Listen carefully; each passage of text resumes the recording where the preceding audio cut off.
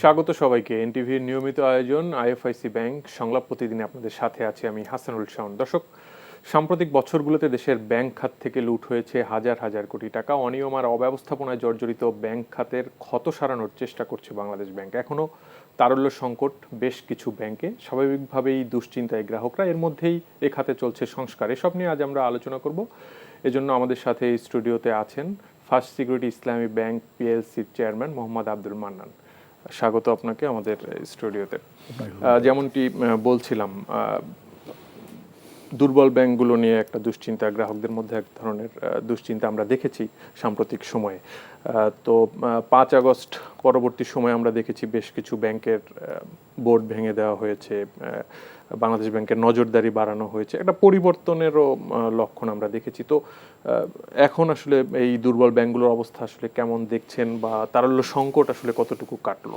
আপনি যদি দুর্বল ব্যাংক আর সবল ব্যাংকের কথা বলেন, এই দুর্বলতা সবলতা কিন্তু চিরস্থায়ী অবস্থা না।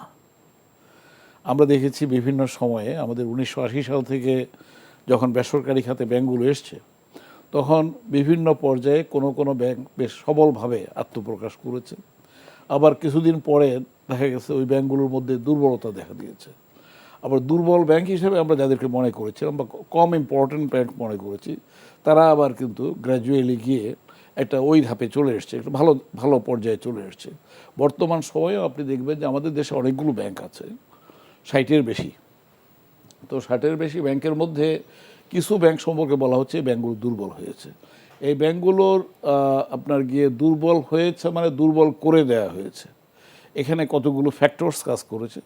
সুশাসনের অভাব, যদি এক কথায় বলা যায় যে সুশাসন প্রতিটি জায়গায় যেখানে যেভাবে দেখা দরকার ছিল সেভাবে এই ব্যাংকগুলোকে না দেখে সেখানে দুঃশাসনের রাজত্ব ব্যাংকিং ইন্ডাস্ট্রিতে অ্যালাউ করা হয়েছে। তো তার ফলে কিছু ব্যাংকের মধ্যে প্রবল দুর্বলতার সৃষ্টি হয়েছে, কিছু ব্যাংকে অন্য ধরনের দুর্বলতার সৃষ্টি হয়েছে। সরকারি খাতের ব্যাংকগুলোতে দীর্ঘদিন থেকে আমরা দুর্বলতার সমস্যা দেখছি, বিশেষ করে অনাদায়ী পাওনার সমস্যা দেখেছি। আর বেসরকারি খাতে কিছু ব্যাংকে আমরা দেখেছি যে বিনিয়োগের ক্ষেত্রে ব্যাপক ধরনের অনিয়ম হয়েছে। এটাকে বিভিন্ন জায়গা থেকে বলা হচ্ছে যে দুনিয়ার ইতিহাসে ব্যাংকিং খাতে যত রকমের দুর্বৃত্তায়ন ঘটতে পারে তার মধ্যে একটা ইউনিক এক্সাম্পল বাংলাদেশের সৃষ্টি হয়েছে। এই ব্যাংকের কয়েকটা ব্যাংকে একক মালিকানায় নিয়ে যাওয়া, এই গুড গভর্নেন্সের জায়গাটা থেকে আমি বলবো যে এই ব্যাংকগুলোতে মনে করেন এক ব্যক্তি 6-7-8টা ব্যাংকের মালিক হয়ে গেছেন। এটা অসম্ভব। ব্যাংকিং ইন্ডাস্ট্রিতে যে নিয়ম আচার বাংলাদেশে চালু আছে, আইনি কাঠামো যেটা আছে, সেই কাঠামোর মধ্যে কিন্তু এটাকে অ্যালাউ করা যায় না।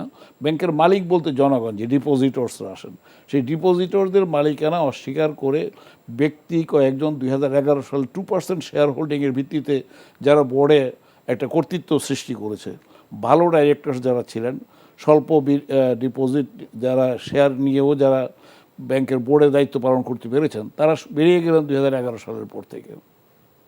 তারপরে যারা 2%-এর ভিত্তিতে যারা ব্যাংকের মালিকানা নিলেন, তারা ক্রমশ কিছু পরিবারের মধ্যে বাংলাদেশের ব্যাংকিং ইন্ডাস্ট্রিটার কয়েকটা পরিবারের কুক্ষিগত হয়ে গেল। বা ইন্ডিপেন্ডেন্ট ডিরেক্টরের ক্ষেত্রেও আমরা দেখেছি মানে অনেক ধরনের ইন্ডিপেন্ডেন্ট ডিরেক্টরের ক্ষেত্রে যেটা ঘটেছে, ইন্ডিপেন্ডেন্ট ডিরেক্টররা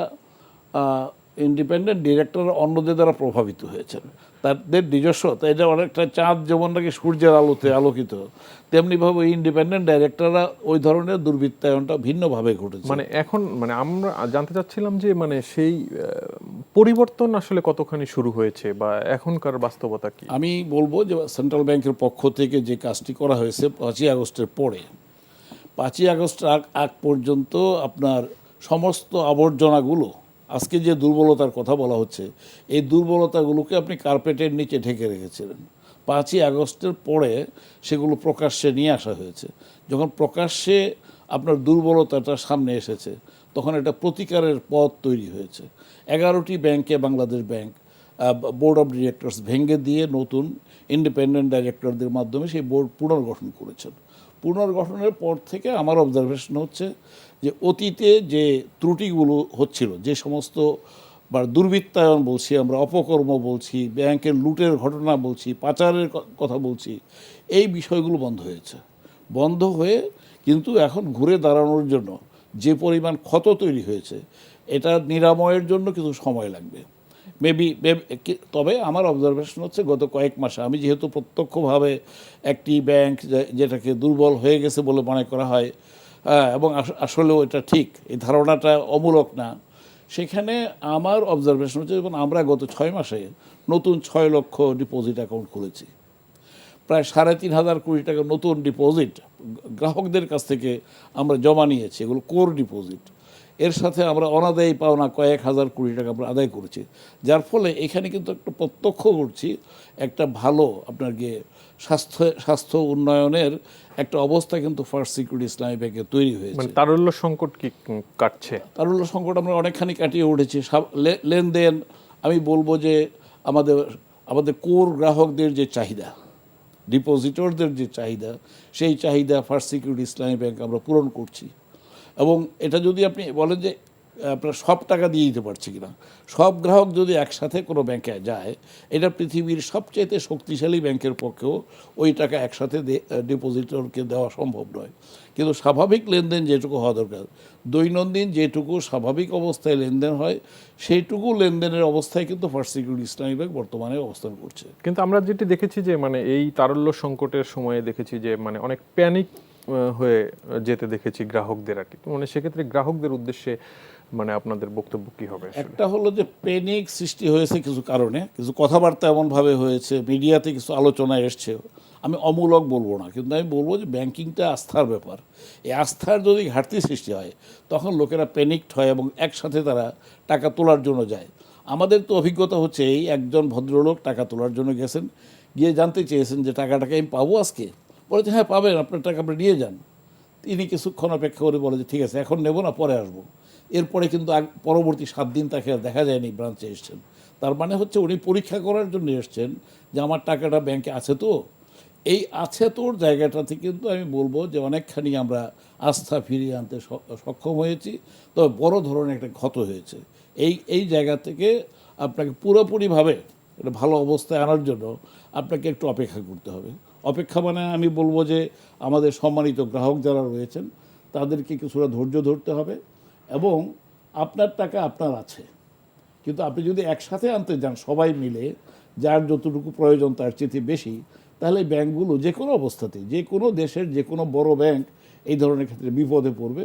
বর্তমান বিপদটা আমি মনে করি তার কাছাকাছি পর্যায়ের। তবে আমি আমার নিজের ব্যাংকের সম্পর্কে না, শুধু আমি যেহেতু ব্যাংকিং সেক্টরে কিছু কাজ করছি, আমি ব্যয়ের আমি ভাইস চেয়ারম্যান, সবগুলো ব্যাংক মিলিয়ে আমাদের যে সমিতি, তারপরে সবগুলো ইসলামী ব্যাংকের যে সমিতি সেটার আমি চেয়ারম্যান। তো সেই হিসেবে আমার তো সবগুলো ব্যাংকের পক্ষ থেকে কথা বলার একটা দায়িত্ব আছে। সেই দায়িত্বশীলতার সাথে আমি বলছি আপনাদের অর্থ সম্পূর্ণরূপে নিরাপদ।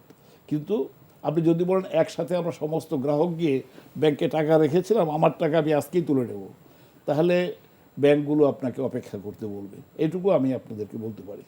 কিন্তু আমরা যারা বিশেষ করে বলতে চাই, আমি কিন্তু ফার্স্ট সিকিউরিটি ইসলামী ব্যাংকের চেয়ারম্যান, মানে আমি কিন্তু ওই আগে যেভাবে পরিচিত ছিল এই ব্যাংক, যেটা অমুকের ব্যাংক, সেইভাবে আমি পরিচালক নই। আমি ডিপোজিটরদের স্বার্থ সংরক্ষণের জন্য বাংলাদেশ ব্যাংকের পক্ষ থেকে আমাকে প্রজ্ঞাপনের মাধ্যমে নিযুক্ত করা হয়েছে। আমার দায়িত্ব হচ্ছে ডিপোজিটরের স্বার্থ রক্ষা করা, অর্থাৎ আমাদের সম্মানিত গ্রাহক যারা, তাদের স্বার্থ দেখা, তাদের টাকা যাতে তারা ফেরত পান সেটা নিশ্চিত করা, এবং এই ব্যাংকের মধ্যে ডিপোজিটরদের পক্ষ থেকে তাদের স্বার্থ দেখা, এটা হচ্ছে আমার দায়িত্ব। তো সেই দায়িত্ব আমরা পূর্ণভাবে পালন করছি ইনশাআল্লাহ। আচ্ছা, সেক্ষেত্রে বাংলাদেশ ব্যাংক পক্ষ থেকে তারল্যর যাতে সংকট না হয় বা সহযোগিতার জন্য অনেক ধরনের উদ্যোগ আমরা দেখেছি। মানে অপেক্ষাকৃত সবল ব্যাংকগুলো থেকে টাকা দেওয়া হয়েছে, বিশেষ তদারকি ব্যবস্থা করা হয়েছে, ঝুঁকিপূর্ণ ঋণের তথ্যগুলো নেওয়া হয়েছে। মানে এই যে নজরদারি, আসলে যেই ক্ষতটা সৃষ্টি হয়েছে সেটা তো দীর্ঘদিনের নজরদারিরও একটা দুর্বলতা ছিল, কিন্তু এই পরিবর্তিত প্রেক্ষাপটে আমরা দেখেছি যে সেই নজরদারিটা অনেকখানি বাড়ানো হয়েছে। সেটির আসলে সর্বশেষ কি অবস্থা? সর্বশেষ অবস্থা হচ্ছে খুবই অসাধারণ কাজ হয়েছে সেন্ট্রাল ব্যাংকের পক্ষ থেকে। এই সময়ে যে নজরদারিটা করা হয়েছে তার মধ্যে একটা তো হলো এই ব্যাংকগুলো যাতে নাকি তাদের স্বাভাবিক লেনদেন কার্যক্রম চালিয়ে যেতে পারে, স্বাভাবিক লেনদেনের কথা বলছি আমি, সেভাবে কিন্তু এই ব্যাংকগুলোকে অর্থায়ন করা হয়েছে, কিছুটা ঝুঁকি নিয়ে অর্থায়ন করা হয়েছে, মুদ্রাস্ফীতি ঘটার রিস্ক নিয়ে করা হয়েছে, এবং আবার বিভিন্ন ব্যাংক থেকে টাকা যাতে নাকি আবার তুলে আনা যায় সেভাবে, যাতে নাকি বাজারে এটার মন্দ প্রতিক্রিয়া না হয়, এই দিকগুলো খেয়াল রাখার চেষ্টা করা হয়েছে। এভাবে একদিকে ব্যাংকগুলোকে টাকার যোগান দেওয়া হয়েছে, যার ফলে ব্যাংকগুলো লেনদেন স্বাভাবিক করতে পেরেছে। আমি একদিকে বাংলাদেশ ব্যাংকের কাছ থেকে অর্থ পেয়েছি, অন্যদিকে আমি আবার ডিপোজিটরদের আস্থা ফিরিয়ে এনে তাদের কাছ থেকেও কিন্তু আমি ডিপোজিট নিচ্ছি। এইভাবে আস্তে আস্তে ইনফ্লো এবং আউটফ্লোর মধ্যে একটা ব্যালেন্স সৃষ্টি হয়েছে। অন দি আদার সাইড, যেটা সেন্ট্রাল ব্যাংকের পক্ষ থেকে করা হয়েছে, কতখানি ক্ষতিগ্রস্ত হয়েছে ব্যাংকগুলো, কী ধরনের লুটপাট হয়েছে, এখানে কোন প্রক্রিয়ায় হয়েছে, এই সমুদয় বিষয়গুলো দেখার জন্য কিন্তু এখন এই মুহূর্তে 6টি ব্যাংকে একেবারে যেটাকে বলা যায় সর্বোচ্চ পর্যায়ের অডিট কার্যক্রম চলছে, এবং এর মাধ্যমে ফরেন্সিক অডিট, এর মাধ্যমে সমুদয় চিত্রটা ব্যাংকিং ইন্ডাস্ট্রির তুলে আনা হবে। তুলে এনে এইটা একটা দিক যে এই টাকাগুলো আদায় করতে হবে, একটা সাইড। আর একটা সাইড হচ্ছে এই ব্যাংকগুলোকে যাতে অনগোয়িং করা যায়। আমি আপনাকে একটা কথা এখানে বলতে চাই যে আমাদের 10টা ব্যাংকে যদি লেনদেন, একটা ধরো ডিপোজিটের স্বাভাবিক লেনদেনের ব্যাপার, আরেকটা হচ্ছে এই ব্যাংকগুলো তো প্রতিষ্ঠিত হয়েছে অর্থনীতির চাকাকে সচল রাখার জন্য। ডিপোজিটরদের টাকা দিয়ে আবার আপনি বিনিয়োগ কার্যক্রমকে শক্তিশালী করা, ও বিনিয়োগের বিভিন্ন ধরন আছে। আমরা ক্ষুদ্র বিনিয়োগ, সাম্প্রতিক সময়ে এই ব্যাংকগুলো কিছুটা অচল অবস্থা সৃষ্টি হওয়ার কারণে বাংলাদেশ সবচেয়ে বেশি ক্ষতিগ্রস্ত হচ্ছে। একদিকে তো আওয়াজ হচ্ছে কিন্তু বড় বিনিয়োগের ব্যাপারে, কিন্তু ক্ষতিগ্রস্ত হচ্ছে আমাদের ক্ষুদ্র বিনিয়োগ, এসএমই। আমাদের এসএমইর চাইতেও আপনার প্রান্তিক জনগোষ্ঠী, মাইক্রো ফাইন্যান্স যেটা আছে। এই জন্য আমরা চেষ্টা করছি যে আমাদের ব্রাঞ্চগুলোতে আমরা মাইক্রো ফাইন্যান্স কার্যক্রম এবং এসএমই কার্যক্রম, এসএমইর মধ্যে ছোট পার্ট যেটা, স্মল পার্ট যেটা, নট মিডিয়াম, এই স্মল পার্টের দিকে আমাদের বেশি মনোযোগ দেওয়া দরকার। এর ফলে হবে কি, আপনার ব্যাপক সংখ্যক অল্প টাকা দিয়ে আপনি বেশি উদ্যোক্তা তৈরি করতে পারবেন। আপনি ছোট বিনিয়োগ দিবেন, তারা আস্তে আস্তে ব্যবসা করে নিজেরা একজন ভালো এন্টারপ্রেনিয়র হিসেবে গড়ে উঠবে, পরবর্তীতে তারা মাঝারি সাইজের বিনিয়োগ নেবে। কিন্তু আমরা মানে এক্ষেত্রে এসএমই উদ্যোক্তাদের অভিযোগ শুনি যে ব্যাংকগুলো তাদের মানে হাজার হাজার কোটি টাকা খুব সহজে দিয়ে দেয়, আর অল্প টাকা দেওয়ার ক্ষেত্রে অনেক বেশি ফর্মালিটিস বা চাপ। এইটা একটা পার্ট। এবার একটু আপনার কাছে আসতে চাই। আমরা এতক্ষণ আসলে আলোচনা করছিলাম যে একটা পরিবর্তিত প্রেক্ষাপটে ব্যাংকিং সেক্টরে দীর্ঘদিন যে ক্ষত তৈরি হয়েছে সেই জায়গা থেকে বেরিয়ে আসার একটা চেষ্টা চলছে, আমরা দেখছি। তো বেশ কিছু টাস্ক ফোর্স হয়েছে, তারা কাজ করছে। এই আসলে সংস্কার প্রক্রিয়া মানে যেটি চলছে সেটি আসলে কতটুকু সন্তোষজনক আপনি সে ব্যাপারে, বা আপনাদের প্রত্যাশা কি থাকবে আসলে? প্রত্যাশা তো সবারই ব্যাংকিং সেক্টর সুস্থ ধারায় ফিরে আসুক, সেটা হচ্ছে আসল প্রত্যাশা। তবে সেটা করার জন্য যে সংস্কারগুলো যেটা শুরু হয়েছে, যে আপনার এই যে 6টা ব্যাংক, আপনার ইসলামী ধারার ব্যাংকগুলো, এগুলো বোর্ডগুলো যে রিস্ট্রাকচার করা হয়েছে, এটা খুবই একটা আশাব্যঞ্জক আপনার আপনার পদক্ষেপ। এবং সাথে সাথে যেখানে দরকার, যদিও বর্তমান গভর্নর মহোদয় উনি কিন্তু ব্যক্তিগতভাবে বিশ্বাস করে না ব্যাংকগুলোকে আপনার ফাইন্যান্সিয়াল সাপোর্ট দেয়া, কিন্তু তারপরে দেশের স্বার্থে এবং মানে আমাদের অবজেক্টিভ সিচুয়েশনকে সামনে রেখে উনিও কিন্তু আপনার ধার দেওয়া শুরু করেছে। কেন? কারণ আসল উদ্দেশ্য হচ্ছে ব্যাংকগুলোকে আস্তে আস্তে সুস্থ ধারায় আপনি ফিরিয়ে আনা। আর অন্যদিকে আমাদের অন্যান্য, কারণ একটা জিনিস তো আপনি খুবই স্পষ্টভাবে দেখতে পাচ্ছেন যে আপনার আগস্ট পূর্ববর্তী যেই ধরনের একটা সিচুয়েশন ছিল ব্যাংকগুলোতে, স্পেশালি তাদের বোর্ডগুলোতে, গভর্নেন্সের কোনো বালাই ছিল না। স্পেশালি আপনার লোন স্যাংশনিংয়ের ব্যাপারে যেভাবে আপনার নেম লেন্ডিং হচ্ছিল বা নিজেদের মধ্যে লেনদেন হচ্ছিল, ওগুলো তো বন্ধ হয়েছে। এটা কিন্তু একটা খুবই ভালো পদক্ষেপ। এখন বাকিগুলো আস্তে আস্তে আপনাকে ফিরিয়ে আনার জন্য একটু সময় লাগবে, সবাইকে একটু সময় দিতে হবে।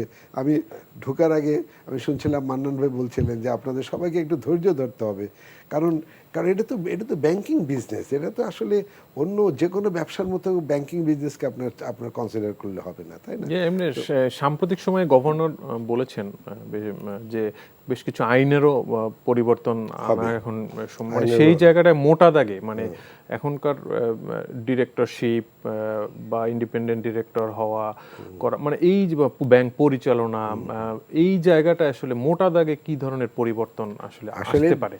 আইনের কিছু পরিবর্তন আনবে, এবং এটা তো মানে আপনার কি বলে সবসময় চলতেই থাকবে। কিন্তু ধরেন আপনার ব্যাংক পরিচালনার ব্যাপারে ইন্ডিপেন্ডেন্ট ডিরেক্টরদের রোল কী হবে, বা স্পেশালি ডিরেক্টরদের রোল কী হবে, এইসব ব্যাপারে কিন্তু আমাদের আইনের কোনো অভাব নাই, ইনফ্যাক্ট আইন কিন্তু আছে, এবং আইনগুলোকে সামনে রেখেই বরঞ্চ আইনগুলোকে ম্যানিপুলেট করে ওরা এগুলো ব্যবহার করে। বরঞ্চ আমি মনে করবো বাংলাদেশ ব্যাংক পরিবর্তন আনার চেয়ে এগুলোকে আইনগুলোকে প্রপারলি ইমপ্লিমেন্ট করার ব্যাপারে যাতে মানে বেশি সচেতন হয়, এবং প্রত্যেকটা জিনিসের ব্যাপারে আইন আপনি ইন্ডিপেন্ডেন্ট ডিরেক্টরদের উপর আলাদা আপনার সার্কুলার আছে, ডিরেক্টরদের উপর আলাদা সার্কুলার আছে, ইভেন আপনি কিভাবে আপনার লেন্ডিং করতে হবে, কিভাবে বরোয়িং করতে হবে, কতটুকু পর্যন্ত লেন্ডিং করতে হবে, ক্যাপিটালের কত পার্সেন্ট করতে হবে, কাকে কত দেয়া যাবে, এগুলোর ব্যাপারে আসলে কোনো আমাদের কমতি নেই। কমতি যেখানে সেখানে হচ্ছে আইনের প্রয়োগটা, এই গভর্নেন্সটা ফিরিয়ে আনা। তো সুতরাং এইটার ব্যাপারে আমি মনে করি যে এটা তো একটা বিরাট একটা রিফ্লেকশন, এই যে 6টা ব্যাংকের আপনার বোর্ডগুলো রিস্ট্রাকচার করা এবং ওরা যে সমস্ত পদক্ষেপগুলো নিয়েছে, এবং আমার তো দৃঢ় বিশ্বাস তাদের উপর আমাদের যথেষ্ট কনফিডেন্সও আছে, এবং ডেফিনেটলি দেখবেন যে কিছুদিনের মধ্যে হয়তো ব্যাংকগুলো আপনার ঘুরে দাঁড়াবে। তো সুতরাং আর নতুন নতুন যেগুলো করতে হবে সেগুলোর ব্যাপারে এখন নতুন কি পদক্ষেপ নেওয়া যায় সেগুলোর ব্যাপারে অবশ্য অন্যভাবে কথা বলা যাবে, কিন্তু এখন এই মুহূর্তে যতটুকু আপনার আইন কানুন আছে সেগুলো ঠিকমতো ইমপ্লিমেন্ট করেন। জি, মোহাম্মদ আব্দুল মান্নান, মানে নামে বেনামে ঋণ, অনিয়ম, আপনিও বলছিলেন যে মানে লুট তারা যেভাবে করেন, মানে এই যে সম্পদগুলো বা এই টাকাগুলো উদ্ধার, কিছু তো পাচার হয়ে গেছে, দেশের ভেতরে যেগুলো আছে, মানে সেইটার প্রক্রিয়া আসলে কতখানি শুরু হয়েছে? বা আমি ধরুন মাস 6 হয়ে গেল আমি ফার্স্ট সিকিউরিটি ইসলামিকের দায়িত্ব নিয়েছি। আমি এসে দেখলাম যে সমস্ত অ্যাকাউন্ট ক্লাসিফাইড করা দরকার সেগুলো ক্লাসিফাই করা হয়নি। ক্লাসিফাই করার ব্যাপারে ম্যানেজমেন্ট সাহস পাচ্ছেন না, কারণ যদি ক্লাসিফাই করতে যায় তাহলে যারা তাদের উপরে খবরদারি করেন তারা এটাকে ভালোভাবে দেখবেন না। মানে হাতটা কিভাবে প্রসারিত হয়েছিল, দুর্বৃত্তায়নটা কিভাবে হয়েছিল। আমরা তো তৌফিক ভাই বলেছেন যে আমরা যে নতুন বোর্ড আমরা এসছি ডিপোজিটরদের স্বার্থ সংরক্ষণের জন্য, এবং আমরা নিয়ম আচার যেটা আছে আমরা নিয়মকে সামনে রেখে, যেটা একটু আগে তৌফিক ভাই বললেন যে পর্যাপ্ত পরিমাণে আইন আছে, যেটা নাই সেটার আইনের প্রয়োগ। তো আমরা এই বোর্ডগুলো আমি আমার অন্যান্য ব্যাংকেও আমি দেখছি আমার বন্ধুরাই কিন্তু এই সমস্ত ব্যাংকের চেয়ারম্যান, এবং আমরা নিয়মিতভাবে একসাথে হই। আমরা সেখানে আলোচনা করছি যে আমরা কিন্তু ওই পুরনো আইন যেগুলো আছে সেই আইনগুলো বাস্তবায়নের কাজ আমরা করছি, এবং ওই আইনগুলো যেগুলোর দীর্ঘ সময় পর্যন্ত কার্যকরী না হওয়ার কারণেই এই সমস্ত সমস্যা সৃষ্টি হয়েছে। এখন এই আইন না মেনে ম্যানেজমেন্টের পক্ষে কোনো সিদ্ধান্ত নেওয়া সম্ভব হচ্ছে না, বন্ধ হয়েছে। আমরা যেটা করতে পেরেছি সেটা হলো যে মন্দ বিনিয়োগ বন্ধ করতে পেরেছি। এখন আমাদের 2-3টা কাজ আছে। একটা হলো মন্দ বিনিয়োগ তো বন্ধ হয়েছে, আমি এটা খুব দৃঢ়তার সাথে বলছি, সবকটা ব্যাংকেই এখন আগের অনিয়মগুলো হচ্ছে না। এখন আমাদের হলো কি মাঝখান দিয়ে জনগণের যে আস্থাটা এখন বাড়া উচিত ছিল। প্র্যাকটিক্যালি যদি বলি যে আমরা যখন সুশাসন ছিল না তখন এক ধরনের আস্থা নিয়ে লোকেরা ডিপোজিট রাখছিলেন।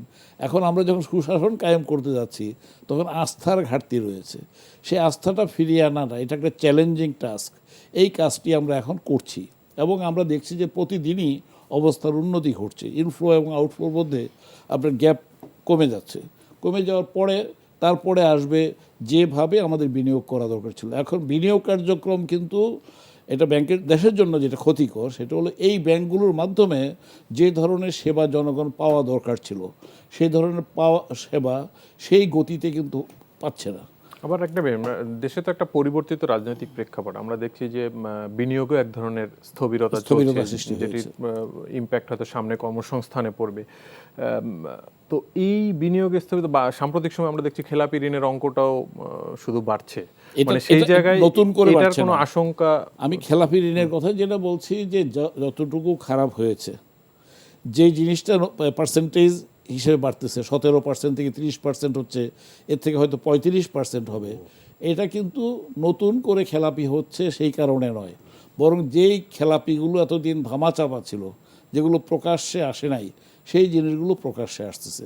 এটা হচ্ছে একদিক থেকে ভালো যে আপনার যদি এখন 30%-এর জায়গায় যদি 80%ও হয়ে যায় তাহলে হবে কি বাস্তব চিত্রটা আপনার সামনে আসবে। যখন আপনি বুঝতে পারবেন যে আপনি কতটুকু খারাপ অবস্থা সৃষ্টি হয়েছে তখন বাকিটুকু আপনি মেরামত করতে পারবেন। আমি মনে করি যে সামনের দিকে ব্যাংকিং ইন্ডাস্ট্রি মেরামতের জন্য আমাদের যে মন্দ বিনিয়োগের একটা দিক আছে এটাকে একটা সাইডে রাখতে হবে, এটার ম্যানেজমেন্ট একভাবে করতে হবে। আর নতুন করে এই ব্যাঙ্কগুলোর যে ইনফ্রাস্ট্রাকচার আছে, সে আমার ব্যাংকের 206টা মেইন ব্রাঞ্চ আছে, তারপরে সাব ব্রাঞ্চেস আছে, এই ধরনের কার্যক্রম আছে। এই যে ইউনিটগুলো যাতে জনগণের কল্যাণের জন্য কাজ করতে পারে ইফেক্টিভলি, হ্যাঁ, এবং মানে according to the guideline of central bank, এইভাবে যদি করতে পারে তাহলে দেশের অর্থনীতিতে এটা সক্রিয় ভূমিকা রাখতে পারবে। এবং বর্তমানে যে স্থবিরতা, সেই সেটা কেটে স্থবিরতা যাবে। কাটিয়ে উঠতে, আমি বলবো না যে একবার কাটিয়ে উঠতে পারবো, সহায়ক হবে আর কি। আমরা কাটিয়ে উঠতে অনেকখানি রোল প্লে করতে পারবো। জি, ডক্টর তৌফিক আহমেদ চৌধুরী, আমরা একদম শেষ পর্যায়ে অনুষ্ঠানে মানে আপনার কাছে জানতে চাচ্ছি যে সংস্কার প্রক্রিয়া যেটা চলছে, আপনি বলছিলেন মানে একটা রাজনৈতিক সদিচ্ছারও তো ব্যাপার আছে।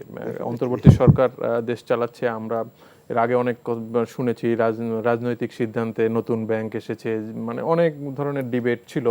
মানে এই রাজনৈতিক সদিচ্ছা মানে এখন যে সংস্কারগুলো শুরু হয়েছে সেটি সামনে রাজনৈতিক সরকারগুলো কতটুকু কন্টিনিউ করবে, মানে এই জায়গাটায় আসলে কি হওয়া উচিত, মানে আদর্শ কি হওয়া উচিত বা কি প্রত্যাশা করেন আপনি? আদর্শ তো যেটার ব্যাপারে আসলে আজকাল কথাবার্তা হচ্ছে রাজনৈতিক ঐক্যমত্য।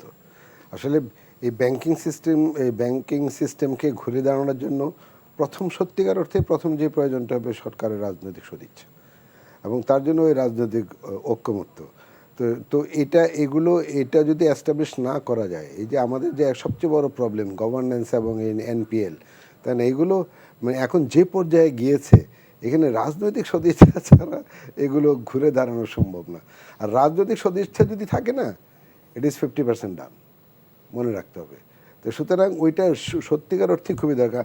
সরকার যদি চায় আমি এটাকে মানে আমি এটাকে টার্ন অ্যারাউন্ড করাতে চাই, তো ডেফিনেটলি কেউ এটাকে আগে তো আমাদের সমস্যা ছিল ওইটাই, তাই না?